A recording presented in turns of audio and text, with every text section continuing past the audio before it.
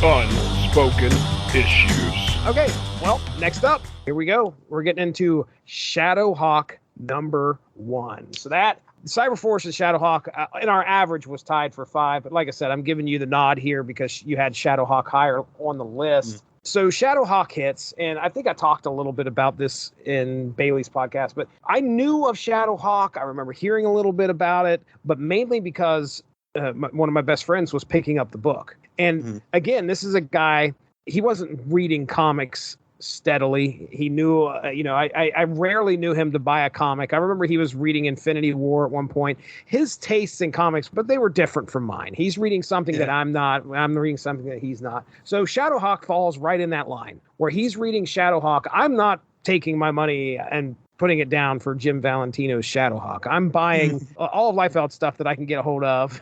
Right. I'm investing into the Wildstorm universe. The Shadowhawk stuff just didn't speak to me. But he was telling me you gotta read these. And some of the stuff that was going on, I was kind of following in Wizard magazine, if I remember right. I knew the hype of like, who is Shadowhawk? Who could this possibly be? And I mean, boy, did they lay into that there in the first issue. That was kind of the gimmick is, Shadowhawk, he appears, on half the pages, but his identity's a secret until issue 2 of the second miniseries. So yeah, that was kind of the deal, was like you were supposed to try and kind of figure out who he is based on the cast of clues and characters. Yeah. Well, let's go ahead. We'll talk about.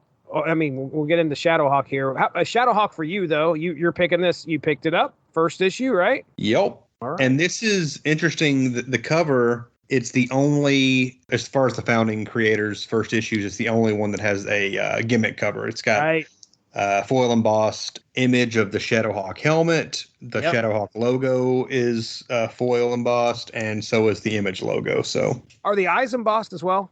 Or no, they're just kind of, they're red, but yeah, and very cool cover. Valentino drew the helmet and Liefeld did the inks on it. I think I read that somewhere. You crack open the book. This thing hit shelves August 14th of 1992. Created, written, and illustrated by Jim Valentino. Letters by Diane Valentino. And colors by Digital Chameleon. Name of this story is A Nightmare Walking. Shadowhawk, we meet our character. We meet our superhero, our vigilante, right at the beginning here, doing some undercover work, baiting in some Soho baddies and breaking their spines. The cops, after he has this altercation, he breaks one of the spines. This has been going on for a while, apparently. The cops have been trying to find out who is doing this to these people. These backs are getting broken, leaving these ne'er-do-wells in some pretty bad shape. But they keep coming up empty. Plus, they're getting spread a little thin, especially since there's a villain by the name of Arson who keeps going around burning lower-income neighborhoods. A lot of these housing developments are going up in flames because Arson is this villain named Arson is involved. And the cops haven't caught him either. Now, in Washington Heights, a very concerned grandmother starts a fight with some street hoods. A real smart move, Grandma. Starts a fight with some street hoods, but luckily Shadowhawk then again appears to even the score. This time the police are able to roll up as the fight is happening, recognizing Shadowhawk as the one that's been going around breaking people's spines. Shadowhawk uses some signature weapons to escape the police just when Lieutenant Lou Jax arrives on the scene. Is that a coincidence? I wonder. I don't know. Now, elsewhere, a young reporter named Jamie hears the cops are encountering Shadowhawk and wants to go to the scene, but her boss, her editor, I think, won't let her go because the mayor does not wish to cause a panic. Now, Arson, our villain Arson, ends up going to go see this lady by the name of Ms. Bold, B-O-L-D-D. I'm going to start spelling things like Liefeld does. B-O-L-D-D. Bold. Who says he just wanted to look into the eyes of a beautiful woman named Vendetta. So he shows up. I don't know why he shows up there, but he's just like, hey, and he kisses her hand. And he's like, I just wanted to see the beautiful eyes of the one they call Vendetta. So I assume that's going to either be a villain, or something by the name of Vendetta. Now, after he leaves, Jamie, the one we were talking about, that reporter that we were talking about earlier, she shows up to discuss with Miss Bold about her editor that did not want her to go to the scene. Miss Bold begins to give her massage, I think, and asking Jamie to tell her everything. So, I mean, we're setting some things up here. Miss Bold, this Vendetta, I assume she owns a paper. I think that's what's going on here. She owns a newspaper or something. Yeah.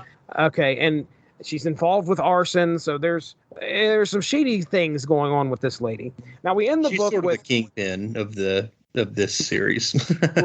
great comparison. The way we end this book, Shadowhawk's basically leaping through the air looking for his next challenge, and that's it. So I mean, we get our introduction to Shadowhawk. I think the main plot of what we're getting out of this first issue is that he is clearly in confrontation with the police. The police are trying to find him. And then we kind of set up our villainess, vendetta here. Kind of flunky she has working under him by the name of Arson. There definitely isn't like on the nose social undertones going on in this book. But I mean, they're talking about, the lower income neighborhoods going up in flames. Specifically, if I remember correctly, isn't like later on as the issue goes, isn't there like a racist bent to where people think there may be a racial issue involved with Shadowhawk? Yes. Without getting into spoilers for the identity of Shadowhawk. Okay. In the second Shadowhawk miniseries, there's a character called Hawk's Shadow who is sort of who is sort of he has a similar armor kind of, but he's got a lot of blades and stuff, and he's basically killing black people. That's what I'm getting confused with. Shadowhawk confronts him, catches him and stuff, and basically Hawk's Shadow is like, hey, I'm not going to say it, but he's like, I only attack these people. Right. Uses a racial slur. So yeah, he's like a white supremacist basically. That's right. And he was inspired by Shadow. Like we see in the first opening here, Shadowhawk's first confrontation with these criminals, it's 3 black guys. Right. That he breaks all their backs or whatever. So by the time the second series rolls around, Hawk's Shadow, this guy has been inspired because he thinks Shadowhawk is killing black people or attacking black people, and he sees him as like a hero because of that. But I really liked the second series as well. But I was a big Shadowhawk fan. The costume I think is fantastic, especially the helmet. But yeah, there's definitely some as I was reading this, I was like, now they probably would not have Shadowhawk beating up on 3 hoodlums, 3 black guys as hoodlums, basically in the opening. But that does play into where the story goes later down the line. When Hawk's Shadow shows up, there are criminals of other races that he fights with in this issue as well. But yeah, I can see it being kind of iffy. And this is almost like 80s New York City. This is before, I guess, Giuliani, quote unquote, cleaned up New York. Yeah.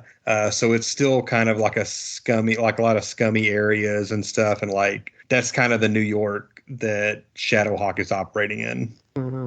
So Valentino, when you're looking at him compared to what everybody else brings to the table at Image, he's definitely not known for his bombastic, dynamic art style. Right. He's a capable artist, I don't have anything negative to say about his art, but it's just not the exciting, extreme style, it's more of a classical comic book storytelling stuff. You're not going to be blown away by what you see happen in a panel or two. Mm-hmm. There's definitely some brutality going on here. This is the most violent Image book to this point, I think.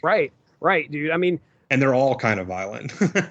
Yeah, but this is the most violent. But yeah, you're right. And I don't think anybody even dies in this issue, but it's just the brutality of Shadow. And the whole hook, outside of just being who is Shadowhawk, the big hook leading into it was Valentino's doing this, vigilante character who doesn't just beat up criminals. His whole thing is, I've caught you in the act. I know you're guilty. Even if you get a light sentence or get off on technicality, doesn't matter. I'm going to break your back, so you're going to be paralyzed for the rest of your life. You're going to pay for what you're doing, what I've caught you doing or whatever. So kind of dark and twisted. Yeah. Yeah, I'm back here at the letters page. I mentioned this. They knew this is what they were. This was going to be what they kind of hung their hat on with Shadowhawk, is the mystery of who this person was. You weren't going to learn who Shadowhawk was right at the beginning. You were going to have to put things together. But I mean, this letters page starts out: who is Shadowhawk? Mm-hmm. Could he be the most obvious person, Lieutenant Jax, or the least, Hojo? Is he black or white, male or female, tall or short? Who is Shadowhawk? It's up to you, the reader, to decipher the clues and tell us who you think he is. And it's funny because I think, is there a contest or something? Because yeah, there's a contest, and he details in the letters page back here. You can't just guess. You have to send in who you think it is and give us legitimate reasons why you think it's this person. Right. Don't just send your best guess. And the winner, I think got some original art or something. I can't remember. But actually, I think you're right. Yeah. But yeah, that was like and he didn't do a letters page contest like a lot of the Image guys did, because he wanted to do this instead. And the Who is Shadowhawk, that's even on the cover. Like, you can't see it because it's black and there's no outline on it. Mm-hmm. But above the Shadowhawk logo, it's embossed. The Who is. You can't even see it unless you only can feel it, really, or if you look at it in the right kind of light or whatever. But okay, well, pick a panel. I was tempted to go with Shadowhawk breaking through the glass. Oh, typical Unspoken Issues fare right there. I like a lot of the images of him, in the fight scenes. I really love that costume and the helmet, and like he's got the typical shoulder pads, for a 90s character. He's also got claws, like knuckle claws on his hands, and he's got like almost like a shield, like on one arm. It's not like a Captain America shield. It's just like kind of almost, you think of like somebody holding pads for a kickboxer. Right. On one of his arms. But yeah, I am gonna I think go with that image of him busting through the glass. That's my image. That's my panel of the issue. I'll go with him busting through that one guy's back. When you're reading this, what does that happen? Like 3 or 4 pages in? It's early, yeah. Yeah, I mean, he's dug his elbow into this dude's back, and it says it crack. Like, I don't know. I mean, you watch The Ultimate Fighter or fighting in UFC and all that stuff, but I know it takes a bit of strength to break some bones. I'm curious as to what it would do to. I mean, you would probably have to perfect, like, hitting that person right in the right spot, stretching them out the right way in order to break a spine. I would think he would need to use that thing on his arm. You're right. Yeah. But he's not. That's the arm that's holding the guy by the neck. So it's the other arm that he's using to break his back. So what's the other arm? I'm trying to find a picture. It doesn't have anything really on it. He's got an elbow spike, thing. Do you think that's what it is? Like, is that a spike on his elbow? Let me look and see. All of it, the rest of it all looks like pads. He is kind of digging his elbow in, it looks like. He also breaks, I think, somebody's back. There's like a 3 or 4 page preview of Shadowhawk in Youngblood #2, I think. And I think that was his first appearance. And I think he breaks somebody's back in that one too, but I can't remember how that one. It was similar to this, I think. One more thing about this issue. When the reporter is arguing with her editor, she mentions the bugle. Yeah, that's right. Which was kind of cool. I don't think there's a real bugle in New York, so I'm assuming that's a Daily Bugle reference. Yeah, which, again, that was the one thing that I remember noticing, was how untethered they were. They weren't beholden to be like, oh, let's not mention this other universe. They could do that. Oh, let's not draw this character from this other universe in our comic and call him something different. I think Youngblood #3 has Clark Kent and Lois Lane. That's great. at a press conference, asking questions. I love that. That's when I started seeing stuff like that, I was paying attention to Image Comics. I wanted to see that happen. Thanks for joining us. Unspoken Issues is part of the UnspokenDecade.com, the home for 90s comics, blogs, and podcasts. Unspoken Issues also has a Facebook group you can join if you are interested. Just search the Unspoken Issues podcast and request to join. All of this would not be possible without W2Mnet.com and the Rattleitch Broadcasting Network, so make sure to seek them out for more podcasts. If you enjoyed what you heard today, please feel free to share, and we look forward to entertaining you again soon.